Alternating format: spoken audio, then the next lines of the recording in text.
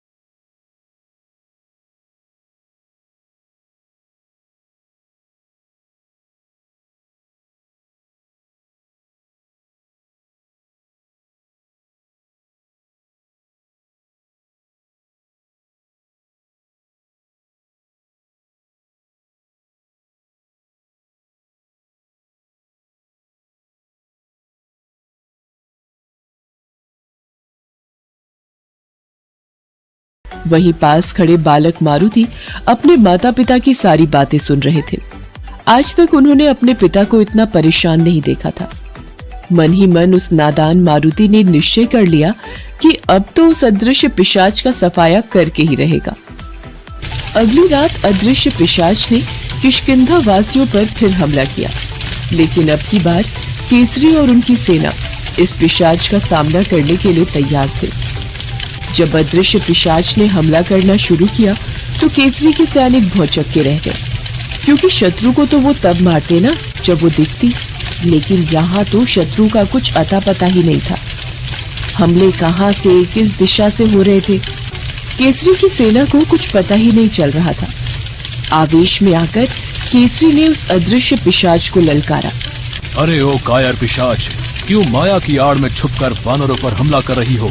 अगर सामर्थ्य है तो सामने आ और हमसे लड़। केसरी के ये कहते ही जोर जोर से हंसने की आवाज आने लगी। अचानक चारों ओर से एक आवाज गूंजी। अरे मूर्ख केसरी, तुझे क्या लगा तेरे उकसाने से मैं बहकावे में आ जाऊंगा? तेरे सामने आकर मुझे अपने काल को थोड़ी निमंत्रण देना है, लेकिन तेरे राज्य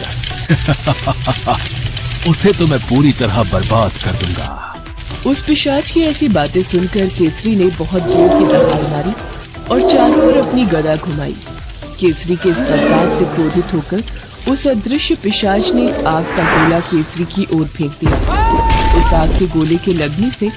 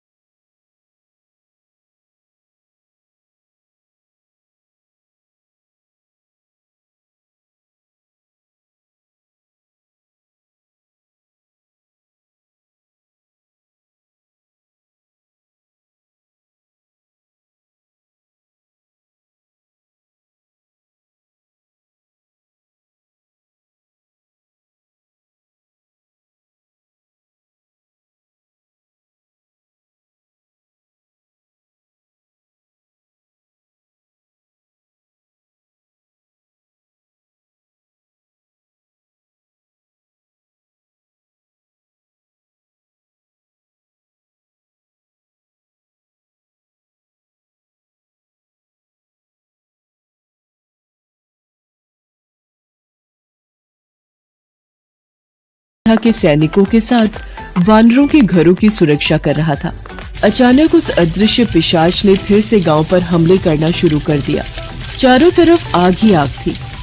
जब मारुति ने उस अदृश्य पिशाच पर हमला करने की कोशिश की तो क्रोधित होकर उस पिशाच ने मारुति पर भी आग का गोला दे मारा, लेकिन मारुति जल्दी से उड़कर उस आग के गोले से बच गया। तभी मारुति को उन साधु महात्मा की बात याद आई और वो वहीं हाथ जोड़कर ध्यान लगाकर बैठ गए। मारुति को यूं ध्यान लगाता देखकर पिशाच हंसने लगा। ऐसे हराएगा क्या मुझे ये बालक? लेकिन मारुति अपनी जगह से बिल्कुल भी नहीं हिला। तभी उस अदृश्य पिशाच ने फिर से एक आग का गोला मारुति की ओर फेंका।